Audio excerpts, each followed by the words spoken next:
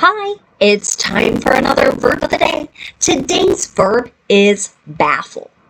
This verb was suggested by the viewer Abdi. Abdi, thank you so much for this suggestion. Now let's spend a moment reviewing the definitions or the ways that we can use this verb. The first way you might encounter the verb baffle might mean to totally bewilder or to perplex someone. Well, it might go to just not being able to understand why something has happened or the reason behind something. It's I would say a little more than and stronger than just confusing someone. It's kind of beyond, like, no matter how much time I spent thinking about this, I wouldn't really truly understand it. A second way to use the verb baffle might mean to frustrate plans or efforts. So that's kind of like putting a stop to something. It's preventing them from moving forward. A third way you might encounter this verb baffle can mean to restrain or regulate. This could be fluid or maybe sound. With this third definition, I saw this verb being used more consistently in discussions about engines. Now, I'm not someone who works with or talks about engines on a regular basis, so this isn't a meaning that I encounter very often, but perhaps if your field or your specialty is in this area, you might encounter that third usage. But I think for a lot of people, not as likely to see that third definition being used. For now, you should know that baffle is a regular verb. If you want to make the progressive form of this verb, you're going to drop the E on the end before adding ing. That forms baffling. The past tense and the participle form of our verb can be made by just adding the letter D, since this verb already ends in an E.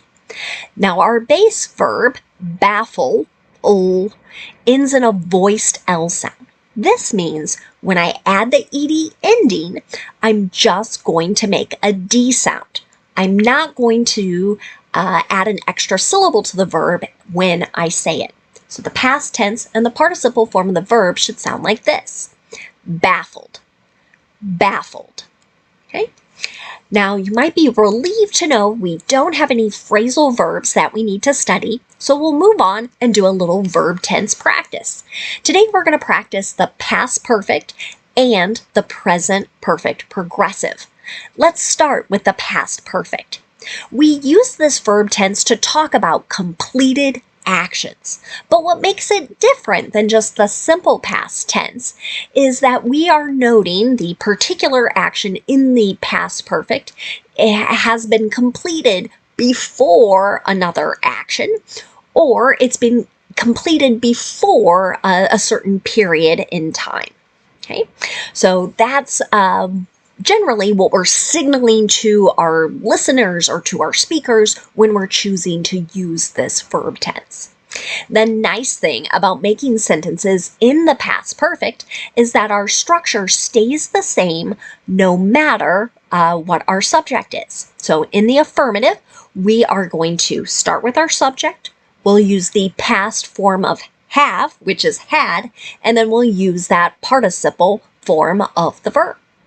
So let's look at an affirmative example. It says, the question of how superconductivity worked had baffled physicists until the 1970s, right? So this particular action occurred before this point in time. Saw a sentence very similar to this in talking about or discussing the work of some Nobel-winning physicists and how they had solved this particular question that stumped or frustrated, perplexed people. Now let's talk about making a sentence in the negative in the past perfect. To do this, again, we start with our subject, we use had not, and then the participle form of our verb. An example of this might be, the virus hadn't baffled scientists. Here, it's sort of noting this particular action hadn't occurred. It might be getting into the reason why maybe a cure or a treatment, something had been discovered to treat this particular type of illness. Lastly, if we want to make a yes or no question in the past perfect, we're going to start with had, then we'll have our subject, and then the participle form of the verb. Here's another example. Had their questions baffled the teacher before today? You can see that stress kind of before this certain point in time.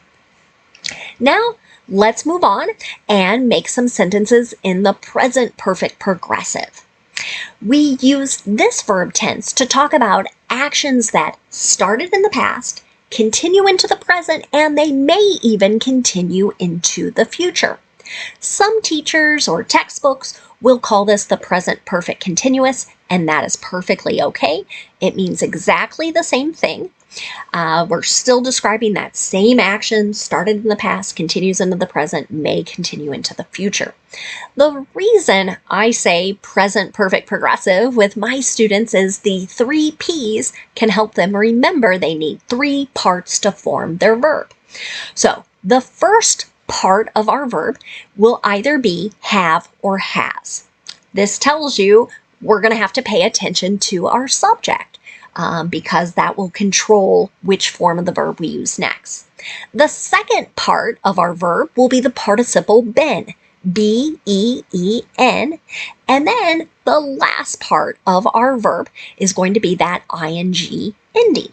So let's take a look at an example. It says, the team's play has been baffling fans, commentators, and opponents all season. Now, we don't have a lot of other context here. This could be the frustrating sort of thing. With the use of opponents there, that might make you think like, right? But it could also mean maybe they're playing so bad and it's so confusing. Maybe they have like really talented athletes, some of the best players in their division or their league, whatever sport it might be, and it's just confounding. How can all of these talented people be playing so poorly? And unfortunately, it notes that poor performance here maybe has started in the past and is continuing. Now let's talk about negative present perfect progressive sentences. Again, we've got to pay attention to our subject, and that's because if our subject is I, you, we, or they, we're going to use have, then not, the participle been, and the ing form of the verb.